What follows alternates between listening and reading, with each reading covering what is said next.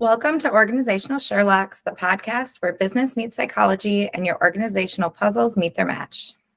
Join us for captivating stories and practical solutions to unravel your toughest challenges.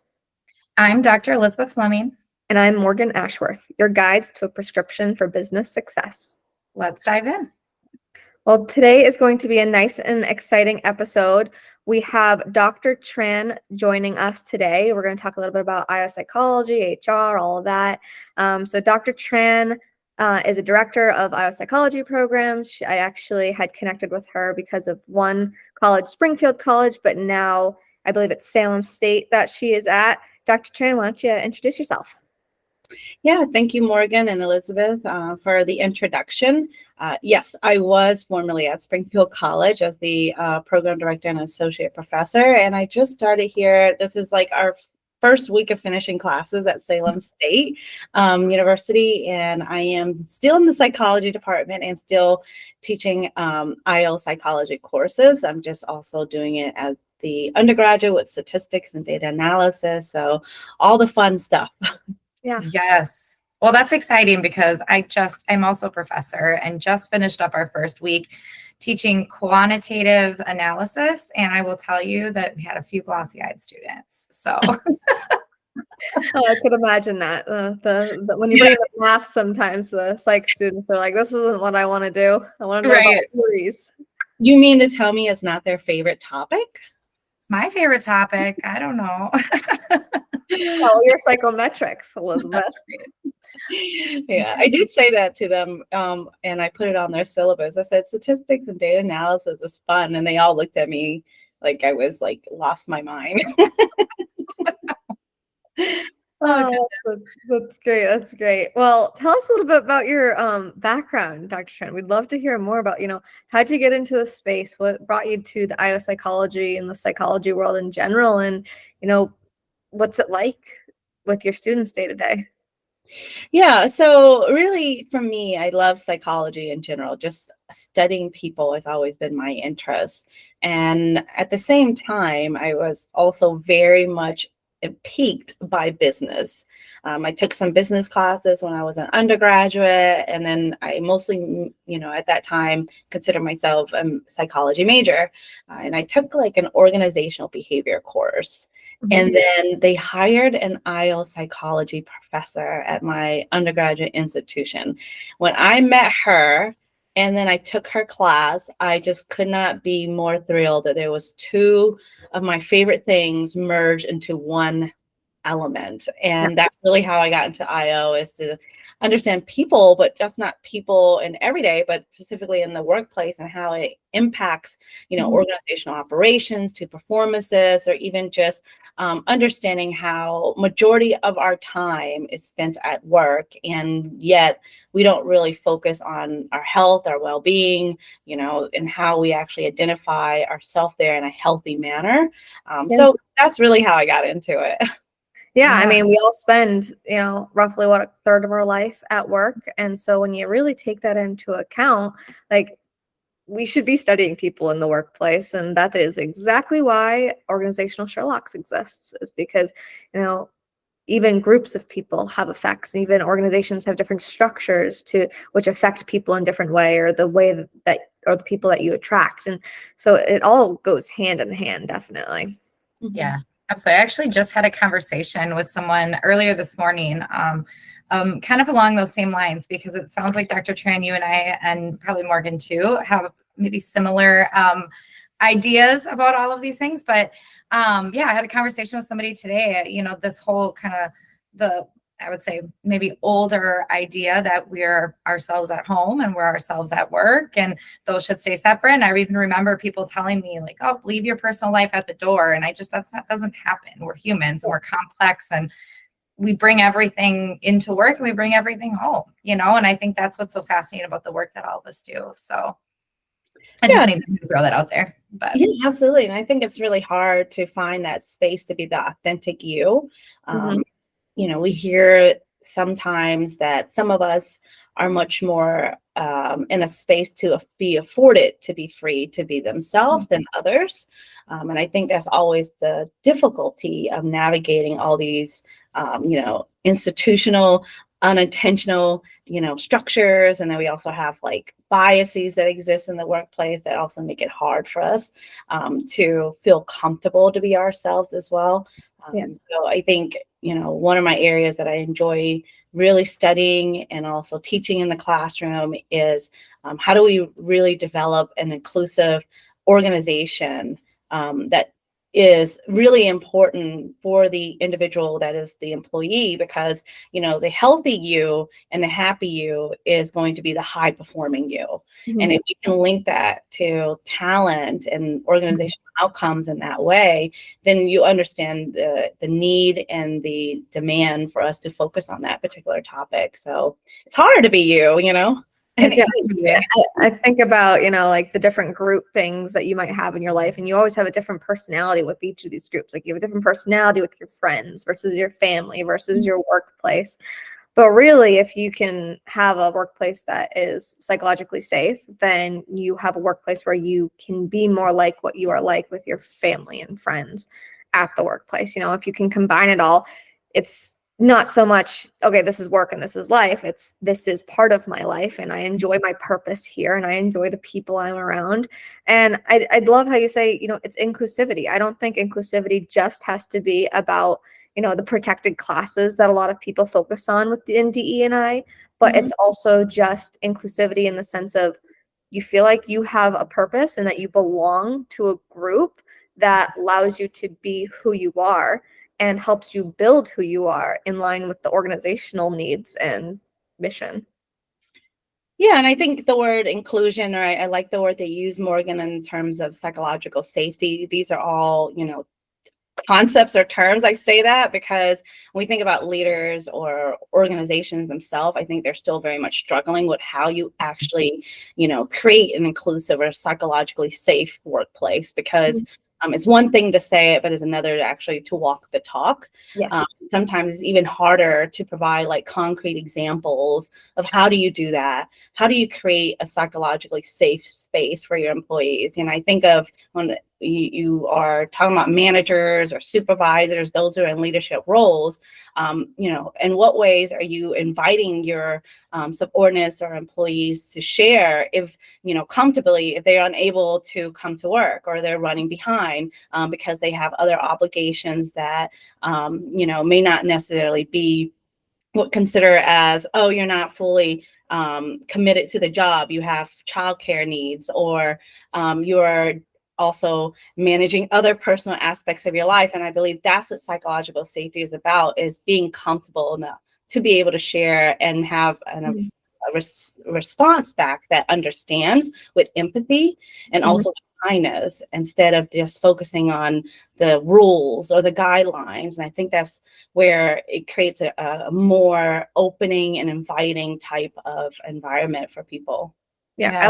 I like to think that that's what we do at my company is, I definitely know all the personal things going on with my team, and our managers tend to know what the personal things are going on, like why people are taking time off, why people are, going to make up time this day. Like we know what doctor appointment even is. And that's just because we have this close-knit relationship with our team. And yeah, not everyone shares, but a lot of people do. And there's a point to having trust. So like if they don't share with you, like trusting them that they are doing what they're doing. Obviously that you have your suspicions down the road, like someone says they're sick like these days or whatever, and then you can start asking like, okay, I need a doctor's note because you've been sick 3 times in 3 weeks. It's 3 different days. That doesn't really make sense. So obviously like there's can be suspicions, but being authentic, being your authentic self requires someone to be authentically empathic and sympathetic with you, having that relationship. I know Elizabeth and I have talked with another guest in a previous podcast. We talked about how, marketing and sales and bringing people in and being personable, you need to be authentic to bring in the clients. Same thing, you have to be authentic to bring in the team members. Yeah. And I'm going to jump in really quick because I think something too, Dr. Tran, that you said really kind of hit home for me around the kindness and care. And I think so many people in the DE&I space, and I would love your input. This is my perspective, of course, so I would love your thoughts on it. But I think where people struggle is that they want to have like a guidebook. How can I improve DE&I? How can I be inclusive? How can I create this sense of belongingness? And, we can give people strategies. And again, this is my opinion. We can give people strategies, but if they're not seeking to understand, they're not like taking that next step after someone shares something very personal to say, hey, how did that go? Like, are you doing okay? Can I support you in any other way? Like, it's not just the guidebook. It's about being a genuine, authentic, to your point, Morgan, human, right? And actually caring about people. And so I'm kind of curious if you have any, I know it was a really long-winded, not really a question, but I'm curious if you have any thoughts about that. Yeah, I think in a perfect world, I would produce a guidebook and then miracles would happen. Yes. Right. Yes. But it's more complex than that. There's so many layers to it. And I think the guidebook of D&I, sometimes people think the D is the only thing, which is the diversity piece of it. Yes. But when we include the E, the equity, the I, the inclusion, or B, some would say the belongingness of it, you'll understand it as more of a package. But it's even harder for people to understand when they're thinking of it just like me and then other people that may be my outgroup member versus, no, it's not about just me and other groups, but it's also about the powers and the power system that exist within, the setting or the system that we live in that creates all these different barriers for certain groups that either marginalize them or limit them into access to resources. So when we can pinpoint where that is in terms of the differences or, outcomes for certain groups, you can start to understand what kind of work is important around D&I, because I think it is as valuable to talk about. It feels great to say that I'm appreciated and valued by my employee, that they care about me. But I think there's another step to say, if we are going to create any type of systemic change in the organizations, employers, organizational leaders also need to recognize what are the policies that exist within their organization that have unintentional impact. Right. And measuring that and knowing how to use that data to understand those unintentional impact that creates an environment or a culture that doesn't support D&I. And then, it leads to people, leaving the organization because they structurally can never succeed, even if they feel as though they're in a safe place or people like them. I think those are two different things and they shouldn't be just one or the other. I don't have a guide, but I find that when we talk about D&I, some people put it as a feeling, as a fluff. But I think when we look at it from an impact, you start to recognize all these systemics and how power play a role. Systemic barriers and how power plays a role. Yeah. And I think about, like within, like with DE&I, like you say first, like looking at the policies, like what policies are, counterintuitive to DE&I, even if you don't mean it to be. Like there's some sort of barrier that a policy creates, and sometimes people can't recognize those. I know that we have a DE&I team through Insperity, our PEO that we work with, and they take a look at certain things that I write. And I'm like, hey, I want you to review this. I want to make sure there's no barriers. It's just having an open mind to someone else's opinion who is more specialized in the space, because I'll be honest, I'm not specialized in DE&I, but I think it's important. A lot of our customers are super DE&I focused as well. So it's just kind of, I don't know, that sense of that mindset we all work towards together, but we're looking for more information from people more specialized. Yes, I studied IO psychology, but no, I unfortunately didn't get to focus on as much on the D&I version of it. We actually had someone look at, so our DE&I specialist looked at my job descriptions. So we were rewriting them earlier this year, me and a mentee of mine who's sitting behind the scenes on the call. And she now has looked at them and she's done little changes, just kind of more of a welcoming sound to the job description. So it could just be inclusivity in general to, hey, join our company. This is why you want to join it. This is what our job descriptions even look like. They are just welcoming in a sense. I think it starts with that. And I think a next step though for companies is you got to break down those biases that do exist. And not everybody has them, but a lot of people do. Yeah. I would say we all have them, actually.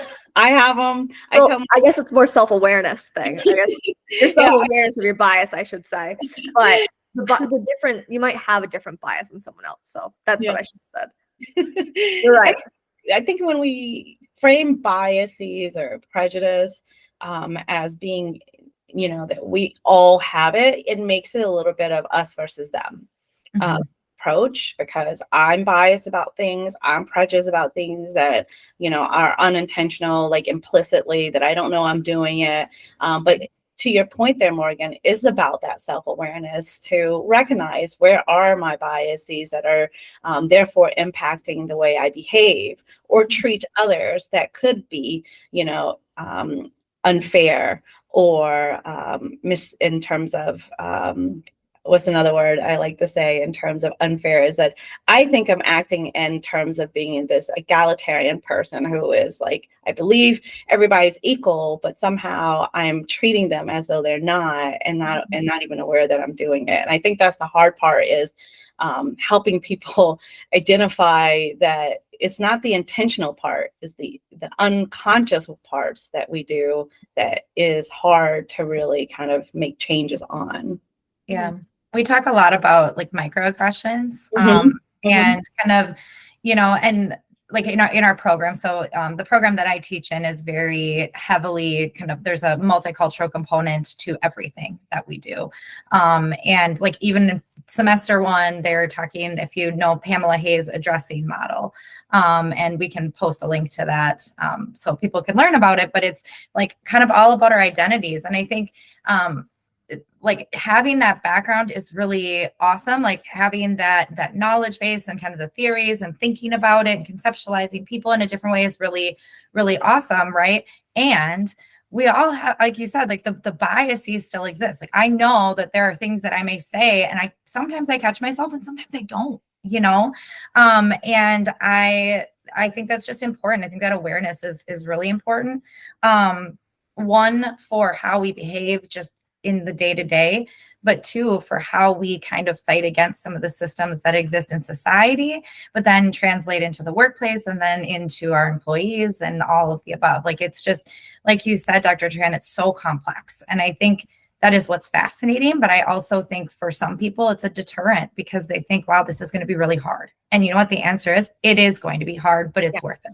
And you need to be very purposeful about it, though, is the thing. Is like people don't realize how much work you really have to put in to your DE&I initiatives. It's not something that you can, like you said, Dr. Tran, just say, no, we're valuing all of our team. Like, that's great. You should be. But are you also ensuring that you're extra valuing this person because they need this extra level of value in this way, or you're applying the way you motivate people individually rather than in a group sense? Like, one person might be motivated by money while one person's more motivated by praise, but you got to make sure you're creating some sort of equilibrium on all sides so it's inclusive to everyone on their motivation factors. I mean, it doesn't just apply to, like you said, your diversity, and what I had said earlier, those protected classes. It applies to our individual personalities. Are our personalities included in the workplace? And how can we make sure that all personalities can work together effectively in it? Yeah. Oh, I have a question for you, Dr. Tran.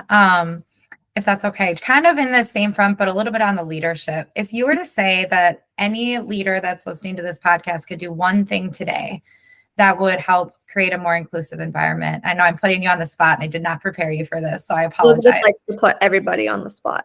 I do. And the funny thing is I hate being put on the spot. So I think I don't know what that's about. I don't know. Somebody's going to have to analyze me and figure that out. But if a leader could do one thing today, what would you say would be one of the most important things that they could do? It kind of stems from what we've been talking about already. I think it starts with yourself. And that is engaging in self-awareness, exercises, training, really taking the time to understand your identity and what your identity means to you and what your identity means to other people and how your identity is defined by society. When we go through our own identity development, which I'm sure you know of terms of, Erickson's word around identity and how powerful that is, because it's hard to change or make change within a setting or the world we live in if we don't know who we are first. Mhm. And that is also going to be the same for any leader. That is, how can you help others if you don't know who you are? And Mhm. then the second piece to that is sometimes leaders, have this misconception that they must be the one doing all the work. And, good leaders develop champions who can help them do the work. And that's also how D&I works, is that it's not my job, your job, because you're a woman, because I'm a woman of color, or because I belong in another group that represents D&I to you, but it's really our work. Right. So I think starting with yourself is a great place to be, as a first step. I absolutely love that. Thank you. I feel like there's a mic drop there. I'm not going to drop my mic because I want to use it for our next podcast, but I do. I love that. Thank you for that. So what you guys are saying though, how you're saying like it starts with yourself, your self-awareness, it starts with knowing yourself and knowing your own identity. One thing when I do leadership development is I make them take all the personality tests, truly. I'm like, I know there's so much discrepancy and so many opinions behind all of the different personality tests, but they take Myers-Briggs, they take the Big Five, they take DISC, and they take any others I might decide that I want them to take, because I want my leaders to get to know themselves so well that they see what their strengths are. They also see where they could improve. They can really attach, connect the different personality styles to each other from the different tests, because it starts with yourself. It starts with knowing yourself. So you know how you lead people, you know how you affect people, and you know how other people affect you, so that you can change your behaviors if you might have microaggressions, or you might have these biases that you need to get over, or you think that this is the way that communication works, but communication and comprehension is a little different for everyone. Mm-hmm. Yeah, absolutely. Yeah. Yeah, I think it's like, it's, again, I mean, we always talk about how complex people are, right? But it's knowing yourself and also being able to critically think about what that means for you and the people around you. And I think that in my mind, like, we can help people, kind of give them opportunities, like you said, Morgan, through personality tests or training or whatever it is. We can give them those opportunities to learn about themselves, and it is still on them to be able to critically think about what that means, and so I think that, like, when I'm working with people, even, just like from a developmental perspective, I would do a lot of leadership development, and I always give them like reflection exercises and that kind of stuff, because it's not so much to know, like, this is how I show up, right? Like, I tend to be an assertive person, but I'm kind. And so I don't domineer the conversation or whatever it is. That's great. But what does that mean in the context and the people around me? And how does that, show up? Mm-hmm. And so I think that that's an important component too. And maybe a part of where people get hung up, because I think that's where the hard work really comes to bear, Yeah, absolutely. So. Yeah. So Dr. Tran, I know, knowing you come from the IO space and knowing we've talked about DE&I, we've already talked a little bit about leadership. I want your opinion on, why is IO psychology so important to the business, and how do you see it continuing to, ingrain itself in the business world as time goes on, knowing we have so many students there? Yeah, so I'm going to answer this from my, data point perspective. I think IO psychologists, we're trained to have those critical thinking skills, analytical skills, and that really helps us also when it's time to knowing what data to collect to help us make decisions or help inform decisions in the workplace. When I think of companies that say, hey, we're a data-driven company, many times they collect a lot of data, but they collect the wrong data. Or if they collect the right data, they don't know how to interpret that data or what to do with that data. And I think as IO psychologists, we're able to bridge some of that for them. Not only do we understand the business aspect of it, but most importantly, we recognize the human element of it, because every decision you make in an organization isn't just always going to come out as you think theoretically, because humans are almost unpredictable as much as we use data to predict us in future behavior. So psychologists, as IL psychologists, we are trained to think about the cognitive element of humans, the behavioral elements, and the affective, which is how I think, I feel, and behave.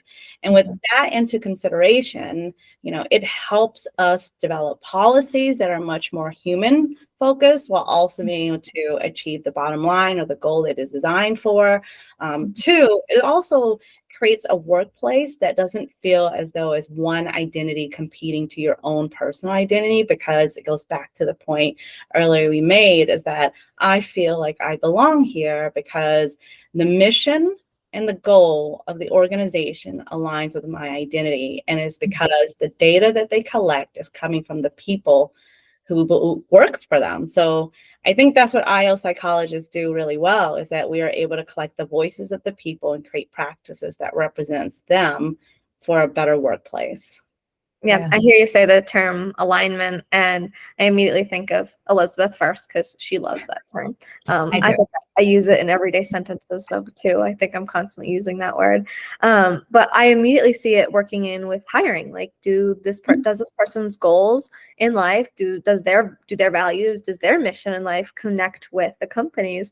And that's something I always have found very important when even hiring somebody, because not only are they a fit for us, but are we a fit for them? That I actually take into consideration, and I use that line so much. I know I've said it here before, but it starts with even hiring and making sure that those values align. But then also, how could those even if the values aren't exactly the same, how does it compare? How does it connect?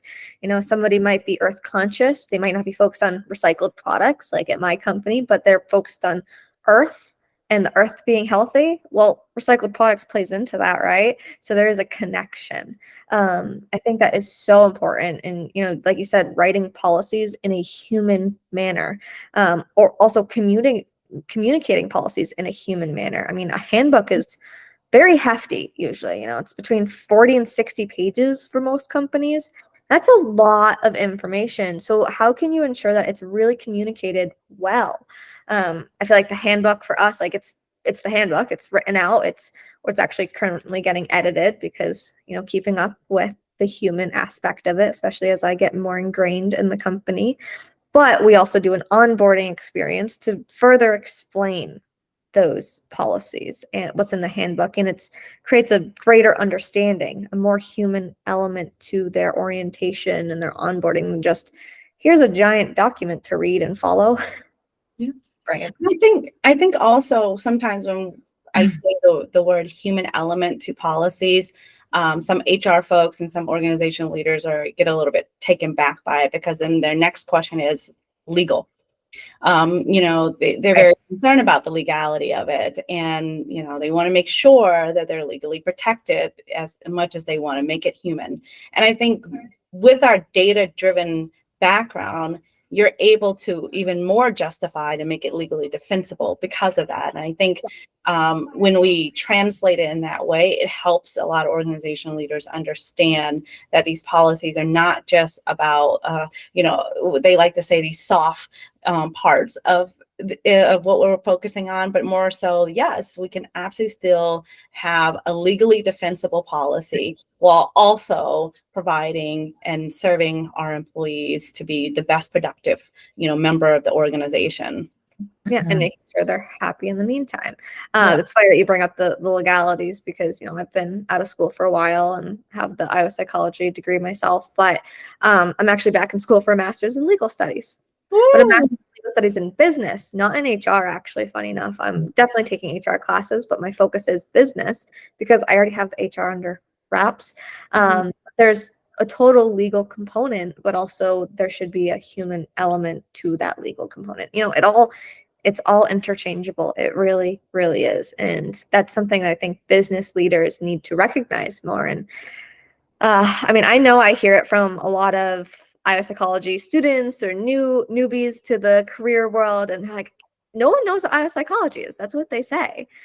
So, but I'm like, I feel like it's so ingrained at this point that it's rarer to find someone that doesn't know what IO psychology is. But I'm also in the world. So how would you say that, students or new people entering into the space describe what IO psychology is to these future workplaces they might be at if they don't know? It depends. Like what I mean by if it's an undergraduate student, right? I would tell them that, well, when you are trying to figure out your career, you got a job, right? And they're like, yeah, I'm excited. And I said, do you feel like it's your passion? And they go, maybe, I don't know. I'm just trying to get a job. And I said, well, that's what IL psychologists do. We focus on talent management, and that means we are able to kind of assess, where are your knowledge, skills, and abilities? And if we're doing it right, we're able to then align you with the job that best serves that. And then we also help identify training gap to help you reach goals that you want to achieve within your career as well. That also serves both parties, the organization and you. So it was undergrad, that's what I would say, right? It was someone who is, out on the street walking by or met a stranger or something like that, and they asked me what I do, I would definitely just say, I am somebody who studied people at work. And most importantly, my area of focus is to understand, why we choose to stay within an organization, what parts of an organization that makes in part of who we are. And that also is going back to the word identity. Many a times people do identify with their organization, and understanding why people stay is equally important as why people leave. And sometimes we only focus on those who leave. Right. But I feel like there's great value in understanding why people stay for so long and have that organizational commitment, why they have these OCBs, organizational citizenship behaviors, because they go above and beyond. And that's what I say. I study, performance, but also with people who stay. So yeah. I think that's part of the value in having IO professionals kind of on staff, or at least, as a consultant or something for you, because, I've worked with several companies, to your point, Dr. Tran, about oftentimes businesses focus on why people are leaving. I've had so many clients that are, looking at Glassdoor and just in their executive meetings spending so much time, like, why did somebody write this after they left? They gave us this review, and there's value, sure, in understanding what happened for that person, but having somebody there to say, okay, but let's focus on what's happening now here and what's going well, right? What can we do now, instead of spending, a half an hour on the one or two people that left and were unhappy, right? Because it could be, sure, the company, maybe it wasn't, a good fit for them or whatever, but it goes back to that identity piece too. Maybe it just didn't align with their identity. There could be a lot of different reasons. But being able to kind of reframe that and say, okay, what's happening now in where we're at, current state, where are we trying to go, and how does that align with our mission, I think is really important. So I like that you said that. Yeah, I think if we only have one or two people leaving here and there, you have a very light amount of turnover. And so instead of focusing on the negative, why'd they leave? They might be the extraneous factor. Let's focus instead on why do people stay at this company, just like you both are saying. It's about that retention and ensuring people want to be retained in a sense. And you might wish that you heard why this person was leaving before they leave. But usually, when they give their notice, you try to get that information at that point and see what's going on. But I'd argue that there's usually red flags prior to that, and people just ignore them. Yes, people don't just up and leave. I really believe that. I mean, maybe something big in their life happens, and that may happen from time to time. But I think that there's things that happened before that maybe weren't addressed or weren't given enough credence or validation. And if the people around you are paying more attention and again, kind of making that psychologically safe, inclusive environment, we would probably know a little bit more. Yeah. Not necessarily maybe ignoring, but also sometimes being ignorant to it because you didn't have regular check-ins with your team. You didn't know what was going on in their daily life because they were too on their own. It was like they were on an island. You don't want someone to feel like they're on an island in the team. But getting back, sorry, total tangent there, to why people stay at companies. Dr. Tran, what can you tell us of some of your research and some of you there and looking at that? Yeah, so one of the things we explore in terms of engagement and do a lot of studies on organizational climate assessments. And the core of that is the people, right? We've been talking about that for the past, I think 40 minutes together. But what I mean by the people is the relationships they have with the people. And that is relationships between them and their leader, relationships between them and their coworkers or their colleagues. And that's usually one of the main top reasons of why people tend to stay. And then it's actually, contrary to popular belief, people think people stay because they pay really well, they have all these great benefits. But I hear more stories, and research also supports that people leave even high paying jobs because those are extrinsic rewards, those are extrinsic motivation. But we find that organizational commitment at its highest level of retention is when we have those intrinsic rewards. We're here because our mission, the organization mission aligns with us. We feel like we have a purpose. We feel like we're valued. So when we can actually help employees understand their purpose and value within the organization and how they serve the overall arcing goal, that's usually how people tend to stay much longer or have higher retention rates. I think it's also, everybody has different reasons, like you said. I think, Morgan, you highlighted that as well. But I know within the research that those who are high and effective organizational commitment are more likely to stay. And that aligns with the goal of the organization, the mission of the organization, and the relationships they build with people there. So, I think that's really the biggest piece of long-term commitment. Yeah. I always talk. Oh, Elizabeth, do you want to go first? All I was just going to say quickly is I just had this conversation with my students last night in a vocational assessment class, because I asked them, what is the one thing that you believe gets people to stay at a company? And their first response, obviously it's the first class, so we haven't gone through all of the research or the theories, but their first answer is money. And I said, interesting. That's not necessarily true, and it was just so funny to me, because the first thing that a company does when they sense somebody is leaving, not all companies, I know I'm generalizing, but the first thing they do is, how much more can we give you? And the truth of the matter is that if they don't experience that organizational commitment, they're going to leave anyway at some point in the somewhat near future, right? We know that from research. Yeah. And you said, if there would have been signs beforehand, so, money at the end of the day is not probably going to solve the problem of why they're leaving the company. Yeah. I do talk about, and I will always talk about it. I put it in simple terms as the 3 pillars of organizational commitment.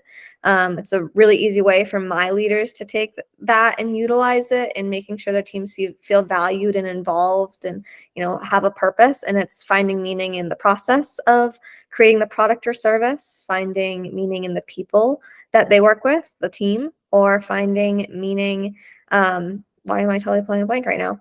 Or in the process, the product itself, or the people. Sorry, it's the 3 Ps.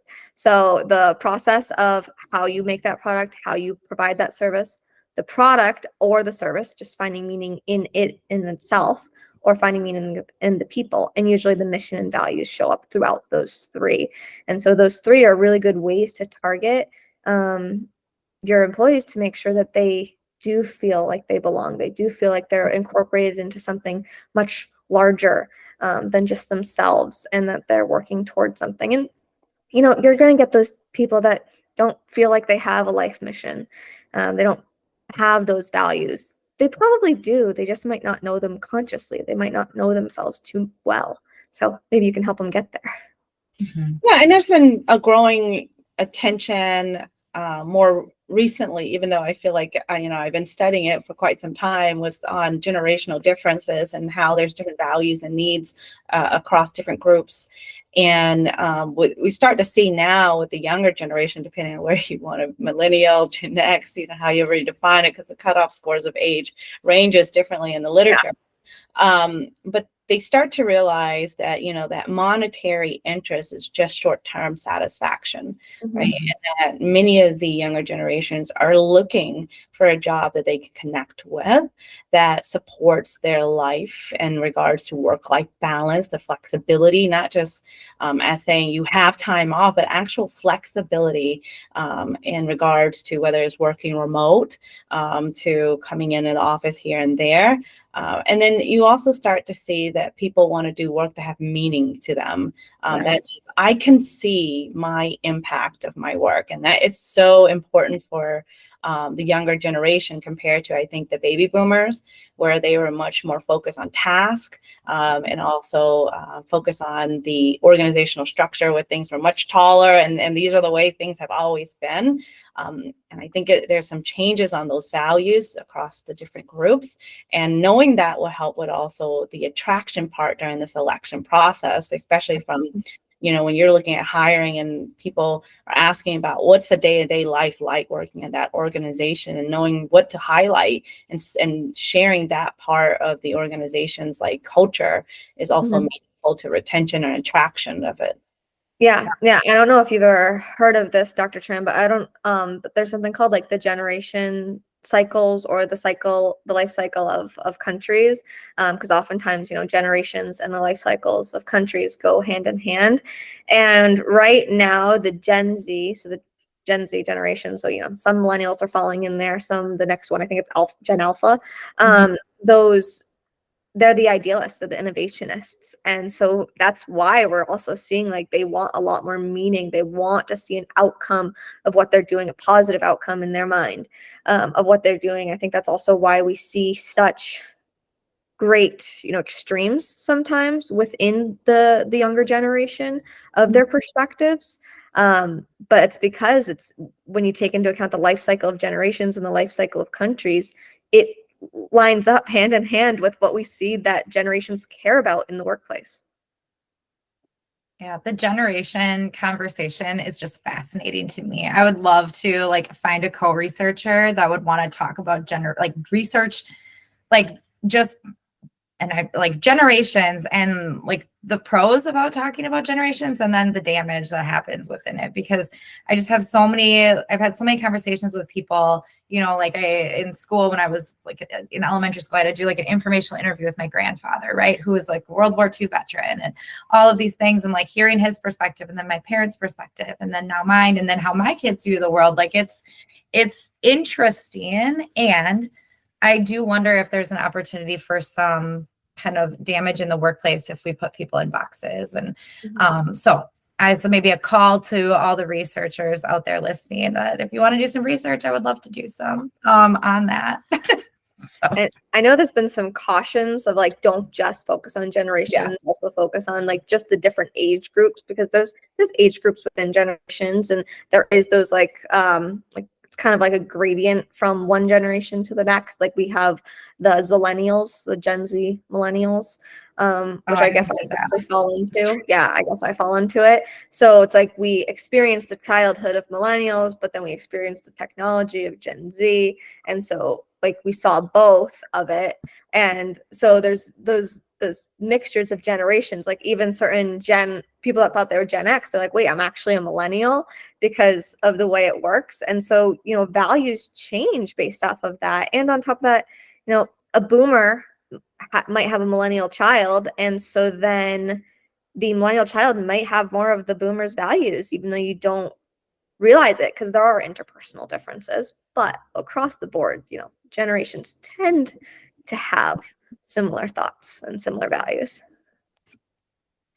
I find, this is it's an interesting conversation. I don't know. I don't even know what I have to say about that, but I'm kind of curious though from you, Dr. Tran, with your research and all of the work that you're doing and what you're hearing from your students and all of that, how do you kind of see IO psychology kind of evolving over time? Like if you were to make a prediction or look in the magic ball, what would you say you would predict will happen?